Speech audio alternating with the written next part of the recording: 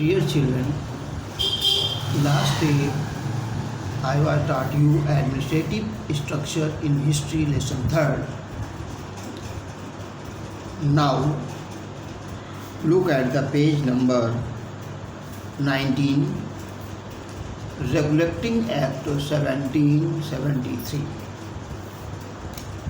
The main provision of Regulating Act were as follows. The Governor of Bengal was made the Governor General of British India. Warren Hastings became the first Governor General of India. A council of 4 members was formed to assist the government, assist the Governor General. The Governor General was empowered to control the Bombay and Madras presidencies in matters of war and peace with the native state. But in case of emergency, they could act on their own.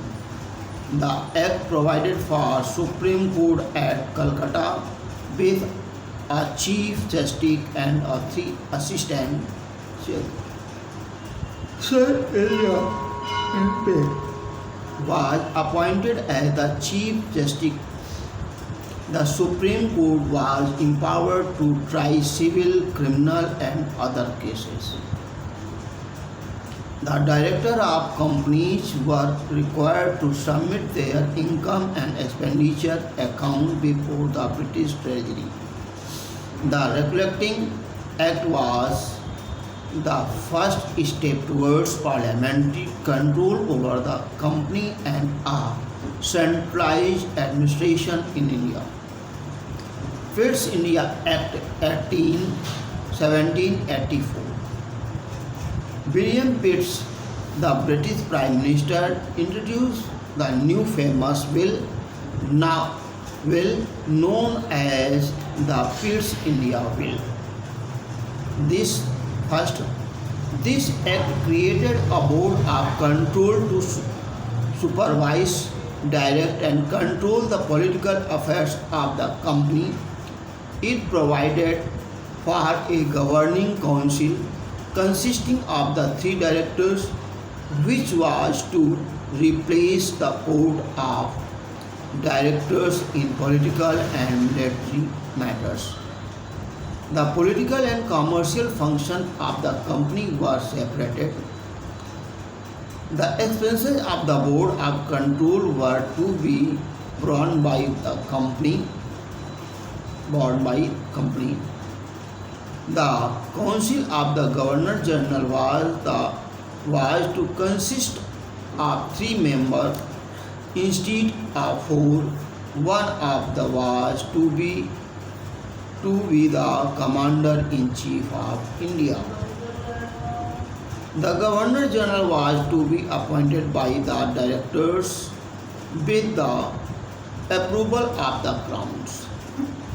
Pitt's India Act is a landmark in the constitutional history of India.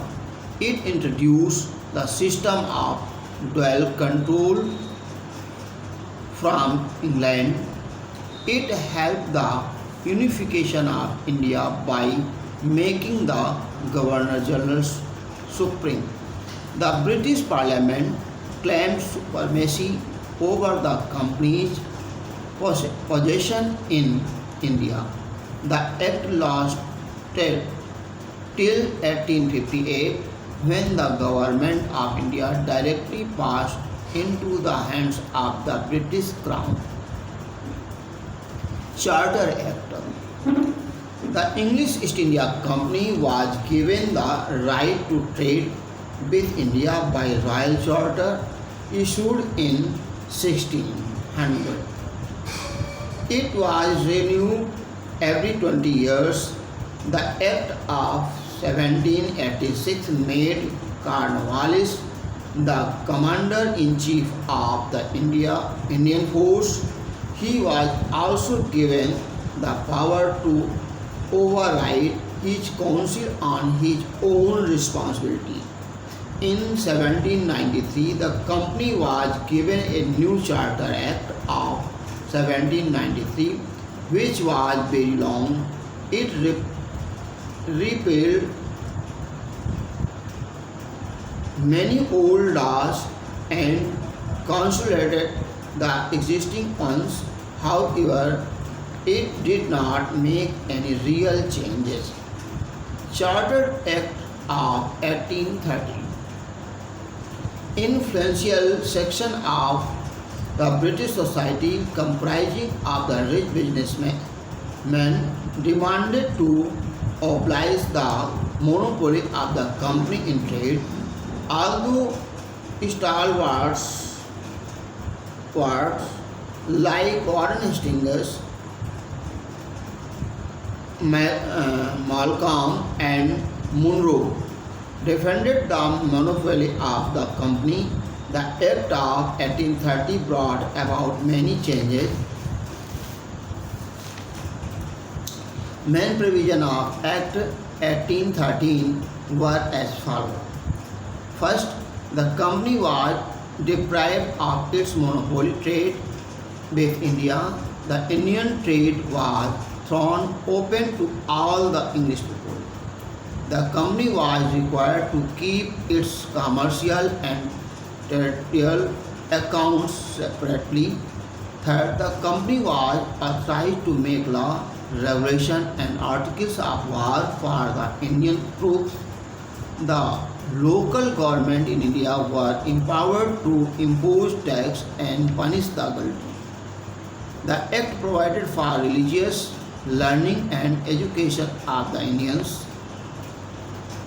6 number, it made a special provision of the administration of justice in case where the British and Indians were involved.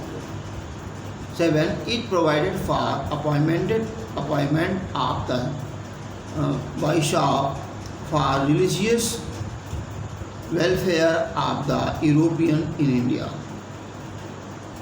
Wine shop. Charter Act 1833. Next day.